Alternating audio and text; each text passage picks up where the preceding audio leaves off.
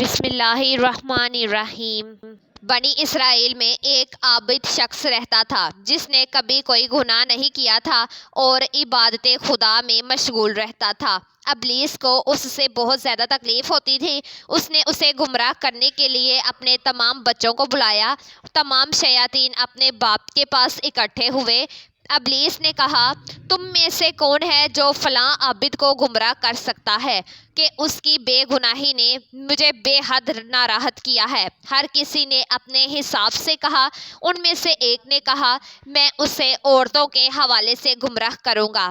ابلیس نے کہا، تمہارا یہ حربہ بیکار ہے کیونکہ وہ عورتوں کے فریب میں بالکل نہیں آتے۔ دوسرے نے کہا، میں اسے شراب اور دیگر نشہ آور مشروبات سے گمراہ کروں گا۔ ابلیس نے کہا، اس کا کوئی فائدہ نہیں ہے کیونکہ وہ دنیا کی لذتوں سے دھوکہ کھانے والا نہیں ہے۔ تیسرے نے کہا، میں اسے گمراہ کر سکتا ہوں۔ ابلیس نے کہا، کیسے؟ اس نے کہا، عبادت کے ذریعے۔ ابلیس نے کہا، تمہاری یہ تجویز بہت اچھی ہے، لہٰذا اس پر عمل کرو۔ وہ شیطان انسانی شکل میں اس عابد کی عبادت گاہ میں داخل ہوا۔ اس کے سامنے کھڑے ہو کر نماز اور عبادت میں مشغول ہو گیا۔ وہ شب و روز بغیر کسی وقفہ کے عبادت کرتا رہا۔ عابد نے تعجب کرتے ہوئے اپنے آپ سے کہا، یہ آنے والا نیا عابد کس قدر عبادت کی توفیق کرتا ہے؟ اور اس نے شیطان سے سوال کیا، لیکن شیطان اس کی پرواہ کیے بغیر عبادت میں مشغول رہا۔ بات یہاں تک پہنچ گئی کہ اس عابد نے کئی بار کہا، اے بندہ خدا، مجھے بھی بتاؤ کہ وہ کون سا عمل ہے جس کی وجہ سے تم کس قدر عبادت گزاری کر رہے ہو۔ آخر کار شیطان نے عابد سے کہا، میں ایک ایسے گناہ کا مرتکب ہوا ہوں کہ جب بھی مجھے وہ یاد آتا ہے تو اس کے خوف سے میرے اندر عبادت کرنے کا زیادہ شعور پیدا ہو جاتا ہے تاکہ اپنی عبادت کے ذریعے اس گناہ کا ازالہ کروں اور اسے اپنی زندگی سے مکمل طور پر باہر نکال دوں۔ عابد نے پوچھا، وہ گناہ کون سا تھا؟ مجھے بھی بتاؤ تاکہ میں بھی اسے انجام دوں اور پھر توبہ کروں اور عبادت کرنے کے لیے زیادہ توفیق حاصل کر سکوں۔ شیطان نے کہا، یہ 2 درہم مجھ سے لو اور شہر میں فلاں جگہ فلاں عورت کے پاس جاؤ اور اس کے ساتھ زنا کرنے کے بعد واپس لوٹ آؤ۔ وہ جاہل عابد شہر میں گیا اور لوگوں سے اس فحشہ کا پتہ پوچھا۔ لوگوں نے اسے پتہ بتایا اور اپنے آپ سے کہا، یقیناً یہ عابد شخص اس فحشہ عورت کو واعظ و نصیحت کرنا چاہتا ہوگا۔ عابد اس عورت کے گھر کی طرف روانہ ہوا۔ اجازت لینے کے بعد اس کے گھر میں داخل ہوا۔ اس عورت نے جب اس عابد کی ریز و قطع دیکھی تو اس سے کہا، جس مقام پر تم آئے ہو تمہاری شان کے شایان نہیں ہے، تم یہاں پر کس لیے آئے ہو؟ عابد نے شیطان کی داستان بیان کی۔ اس عورت نے کہا، اے بندہ خدا، پہلی بات تو یہ کہ توبہ کا بہترین اور مناسب ترین راستہ ترک گناہ ہے، اور دوسرا، کہاں سے معلوم ہے کہ جو کوئی توبہ کرتا ہے اس کی توبہ قبول ہو جاتی ہے؟ یہ بات کان کھول کر سن لو کہ جس کسی نے تمہیں اس راستے پر چلایا ہے وہ شیطان تھا جو تمہیں اس طرح فریب دینا چاہتا ہے۔ اب اپنی عبادت گاہ میں واپس جا کر دیکھو، وہ وہاں پر موجود نہیں ہوگا۔ وہ عابد جب اپنی عبادت گاہ میں واپس آیا تو وہاں شیطان عابد کا نام و نشان نہیں تھا۔ وہ عورت اسی رات دنیا سے چل بسی۔ اگلی صبح لوگوں نے اس کے گھر کے دروازے پر یہ جملہ لکھا ہوا دیکھا، اس عورت کے جنازے میں حاضر ہوں کہ وہ اہل جنت میں سے ہیں۔ لوگ شک میں پڑ گئے۔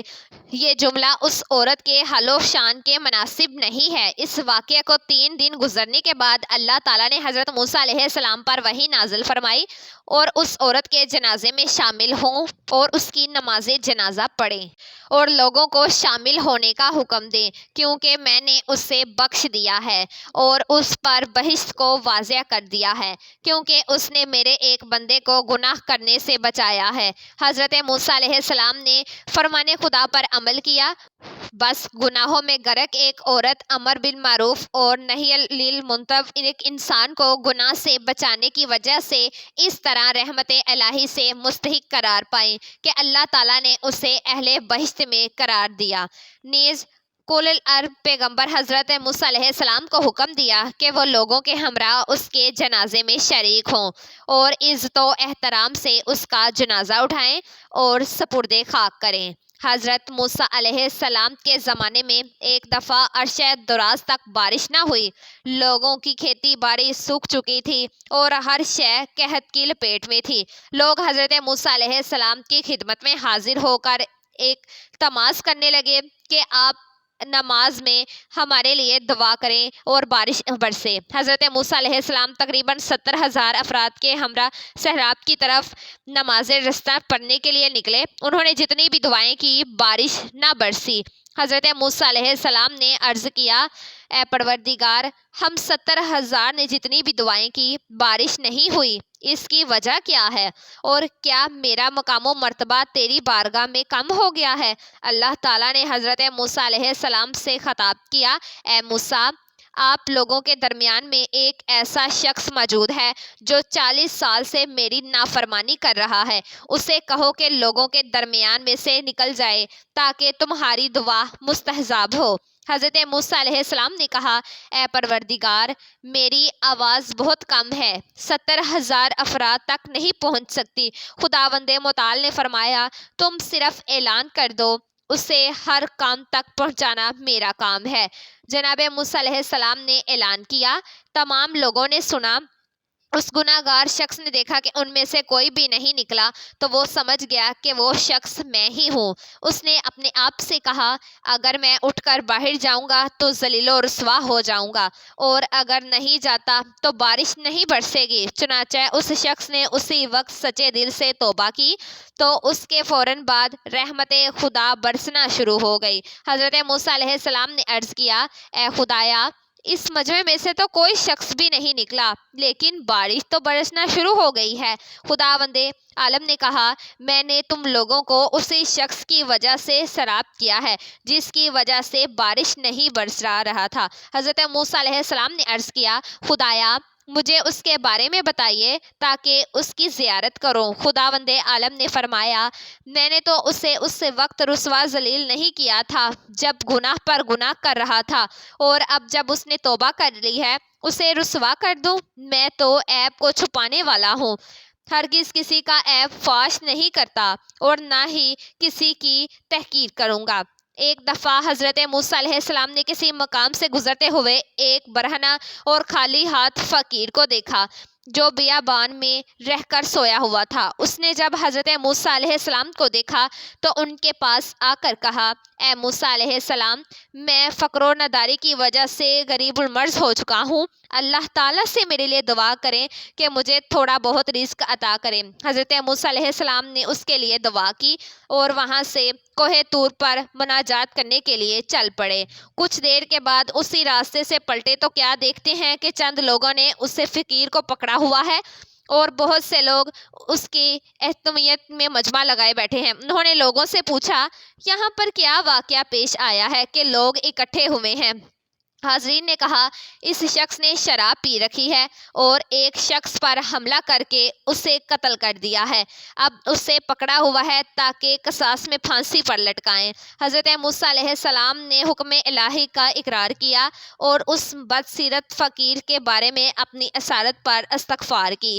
بے شک اللہ تعالیٰ ہی بہتر جانتا ہے کہ کس کو کس حال میں رکھنا ہے۔ جب حضرت موسیٰ علیہ السلام اللہ کی جانب سے فرعون کے پاس جانے اور اسے خدا پرستی کی دعوت دینے پر مأمور ہوئے تو وہ اپنے بیوی بچے کے بارے میں سوچنے لگے اور اللہ کی بارگاہ میں عرض کیا، پروردگار، میرے بعد میرے بیوی بچوں کی سرپرستی کون کرے گا؟ خداوند قدوس نے حضرت موسیٰ علیہ السلام کو حکم دیا، اپنا عصا اس پتھر پر مارو۔ حضرت موسیٰ علیہ السلام نے اپنا عصا اس پتھر پر مارا تو پتھر ٹوٹ گیا۔ اس کے اندر ایک پتھر تھا، اس پتھر پر بھی اپنا عصا سے ضرب لگائی تو وہ ٹوٹ گیا۔ اس کے اندر سے ایک اور پتھر ظاہر ہوا۔ جناب موسیٰ علیہ السلام نے تیسرے پتھر پر بھی اپنا عصا مارا تو وہ بھی 2 ٹکڑوں میں تبدیل ہو گیا۔ اس کے اندر ایک کیڑا دیکھا کہ وہ منہ میں کچھ لیے آ رہا ہے۔ حضرت موسیٰ علیہ السلام نے سنا کہ وہ کیڑا کہہ رہا ہے، آپ کو منزہ ہے وہ ذات جو مجھے دے رہی ہے، میری گفتگو سن رہی ہے، میرے ٹھکانے سے آگاہ ہے، وہ مجھے یاد رکھتی ہیں اور مجھے فراموش نہیں کرتی۔ بس اس طرح جناب موسیٰ علیہ السلام سمجھ گئے کہ بندوں کا رزق اللہ تعالیٰ کے ہاتھ میں ہے اور اسی کی ذات اقدس پر توکل سے ہر کام ہوتا ہے۔ ایک دن حضرت موسیٰ علیہ السلام دریا کے قریب سے گزر رہے تھے کہ اچانک دیکھتے ہیں ایک شکاری دریا کے قریب آیا، سورج کو سجدہ کیا اور کچھ شکریہ کلمات کہے۔ اس کے بعد جال دریا میں پھینکا۔ میں اسے باہر کھینچا تو اس میں بہت سی مچھلیاں پھنس چکی تھی۔ اس نے یہ کام 3 بار انجام دیا اور ہر بار اس کا جال مچھلیوں سے بڑا ہوا نکلتا تھا۔ وہ شکاری نے مچھلیاں اٹھائیں اور وہاں سے چلتا بنا۔ اس کے بعد ایک اور شکاری وہاں پر آیا، اس نے وضو کیا، نماز پڑھی اور شکر خدا بجا لایا۔ اس کے بعد اپنا جال دریا میں پھینکا۔ جب اسے باہر کھینچا تو اس میں سے ایک چھوٹی سی مچھلی پھنسی ہوئی تھی۔ اس نے خدا کا شکر ادا کیا اور وہاں سے چل دیا۔ جناب موسیٰ علیہ السلام نے عرض کیا، خدایا، یہ کیا ماجرا ہے کہ کافر شخص نے شکریہ فعل انجام دیا تو اسے بہت زیادہ مچھلیاں نصیب ہوئیں اور تیرے مومن بندے کی قسمت میں صرف ایک ہی مچھلی آئی؟ اللہ تعالیٰ نے حضرت موسیٰ علیہ السلام پر وحی نازل فرمائی، اپنی دائیں طرف نگاہ کرو۔ موسیٰ علیہ السلام نے جب اس طرف نگاہ کی تو انہوں نے بہت ساری نعمتیں دیکھیں جو اللہ نے بندہ مومن کے لیے فراہم کی ہوئی ہیں۔ اللہ تعالیٰ نے دوبارہ حضرت موسیٰ علیہ السلام پر وحی نازل کی کہ اب اپنی بائیں جانب دیکھو۔ انہوں نے جب اس طرف دیکھا تو انہیں سخت قسم کے عذاب نظر آئے جو اللہ نے اپنے کافر بندے کے لیے تیار کیے رکھے ہیں۔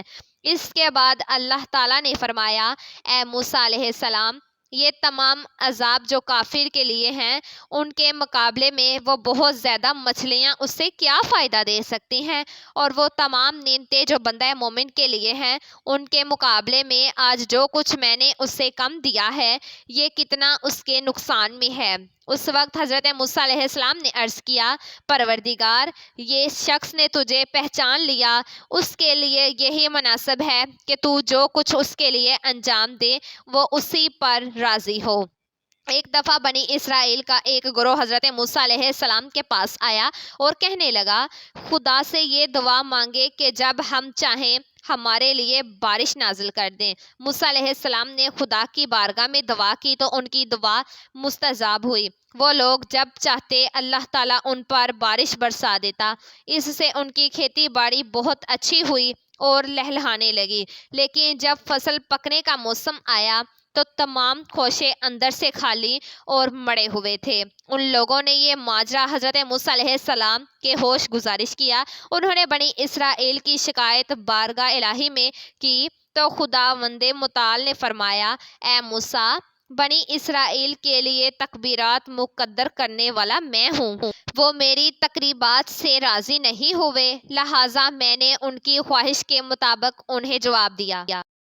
ایک دفعہ حضرت موسیٰ علیہ السلام ایک مقام سے گزر رہے تھے کہ انہوں نے ایک شخص کو دیکھا جو راز و نیاز اور گریہ گری کرتے ہوئے لگاتار کہہ رہا تھا، خدایا، میری حاجت پوری فرما۔ جناب موسیٰ علیہ السلام وہاں سے آگے بڑھ گئے۔ ایک ہفتے بعد اسی راستے سے پلٹے تو کیا دیکھتے ہیں کہ وہی شخص ابھی تک دعا میں مشغول ہے اور خدا سے اپنی حاجت طلب کر رہا ہے۔ خداوند متعال نے حضرت موسیٰ علیہ السلام پر یوں وحی نازل فرمائی، اگر یہ شخص اس قدر دعا کرے کہ اس کی زبان کٹ کر منہ سے باہر آ جائے تب بھی اس کی دعا قبول نہیں کروں گا، کیونکہ وہ میری طرف سے معین شدہ طریقے کے علاوہ دعا کر رہا ہے، یعنی تیری نبوت کا اعتماد نہ کرتے ہوئے دعا کر رہا ہے۔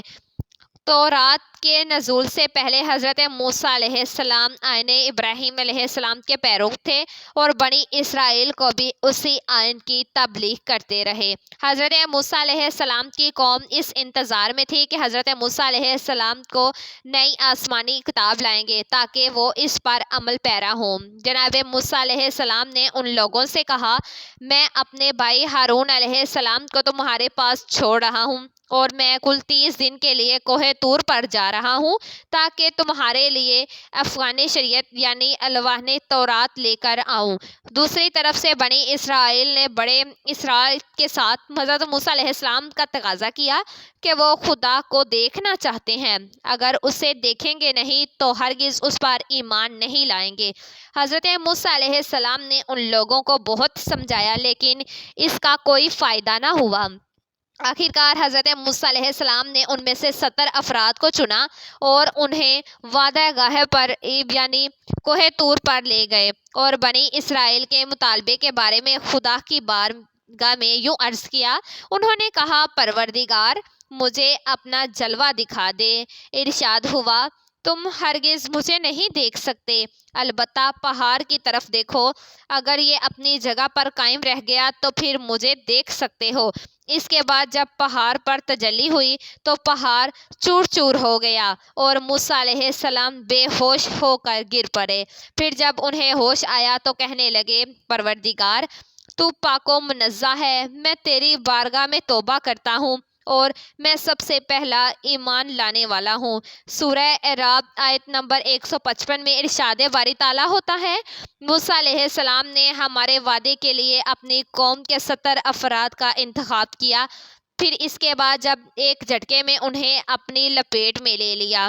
یہ وہی تجلی خدا پہاڑ تھی، کیونکہ قوم موسیٰ علیہ السلام نے جناب موسیٰ علیہ السلام سے تقاضا کیا تھا کہ وہ خدا سے مطالبہ کریں کہ وہ اپنے آپ کو دکھائیں، حالانکہ خدا آنکھوں سے دیکھی جانے والی کوئی چیز نہیں ہے۔ کوہ طور پر خدا کی تجلی ہونا، قوم موسیٰ علیہ السلام کے 70 لوگوں کا ہلاک ہو جانا اور خود جناب موسیٰ علیہ السلام کا بے ہوش ہو جانا ان کے لیے ایک سزا بھی تھی کہ انہوں نے ایسا مطالبہ کیوں کیا، اور قدرت کو دکھانا بھی مخصوص تھا تاکہ وہ قدرت الہی کے جلووں کو دیکھ کر دیکھی آنکھ سے خدا کو دیکھیں۔ جب حضرت موسیٰ علیہ السلام ہوش میں آئے اور بنی اسرائیل کے 70 افراد کو مردہ پایا تو یوں عرض کیا، پروردگار اگر تو چاہتا تو مجھے اور ان لوگوں کو اس سے پہلے بھی ہلاک کر سکتا تھا، کیا اب احمقوں کی حرکت کی بنا پر ہمیں بھی ہلاک کر دے گا؟ ارتجلا اور زاری کرتے ہوئے کہا، پروردگار ہم جانتے ہیں کہ یہ تو صرف تیرا امتحان ہے، جس کو تو چاہتا ہے گمراہی میں چھوڑ دیتا ہے اور جس کو چاہتا ہے ہدایت دے دیتا ہے۔ تو ہی ہمارا ولی اور سرپرست ہے، ہمیں معاف کر دینا اور ہم پر رحم فرما کہ تو بڑا بخشنے والا اور ہم پر رحم کرنے والا ہے۔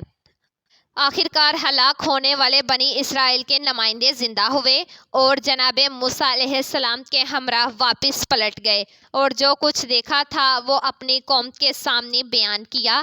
جناب موسیٰ علیہ السلام نے اسی سفر میں الواح تورات خدا سے لی۔ اللہ تعالیٰ نے کوہ طور پر حضرت موسیٰ علیہ السلام سے فرمایا، اے موسیٰ ہم نے تمام انسانوں میں اپنی رسالت اور اپنے کلام کے لیے تمہارا انتخاب کیا ہے، لہٰذا اب اس کتاب کو لے لو اور اللہ کے شکر گزار بندوں میں ہو جاؤ۔ ہم نے تورات کی تختیوں میں ہر شے میں سے نصیحت کا حصہ اور ہر چیز کی تفسیر لکھ دی ہے، لہٰذا اسے مضبوطی کے ساتھ پکڑ لو اور اپنی قوم کو حکم دو کہ اس کی اچھی اچھی باتوں کو لے لیں، ان قریب تمہیں فاسطین کے گھر دکھلا دوں گا۔ بس اس طرح سے جناب موسیٰ علیہ السلام نے وعدہ گاہی میں کوہ طور سے تورات کی صورت میں اللہ تعالیٰ سے اپنی شریعت اور اپنا آئین لیا اور قوم کی طرف پلٹ گئے تاکہ اسے اس آسمانی کتاب اور بنیادی قانون کی روشنی میں راہ حق کی ہدایت کریں اور تکامل منزل پر پہنچائیں۔ اگر ہماری ویڈیو آپ کو اچھی لگی ہو تو اس کو شیئر لازمی کریے گا اور ہمارے چینل کو بھی لائک اور سبسکرائب کر دیجیے گا۔ بہت بہت شکریہ۔